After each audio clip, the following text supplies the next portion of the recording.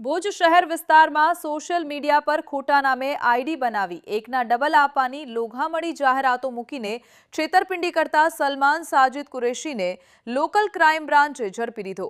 Police મહાનિરીક્ષક Shri Chirag Kordia તથા police અધિક્ષક શ્રી વિકાસ સુંડાના માર્ગદર્શન હેઠળ એલસીબીએ ખાસ પેટ્રોલિંગ દરમિયાન બાતમીના આધારે હ્યુન્ડાઈ આઈટન કારમાંથી આરોપીને પકડી પાડ્યો।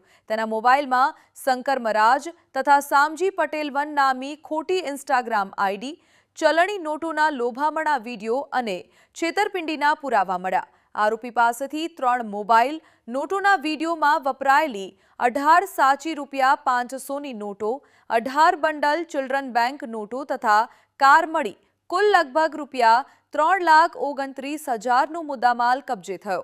ભુજ શહેર એ ડિવિઝન પોલીસ સ્ટેશનમાં ભારતમાં ન્યાય સંહિતાની વિવિધ કલમ મુજબ ગુનો નોંધાયો છે।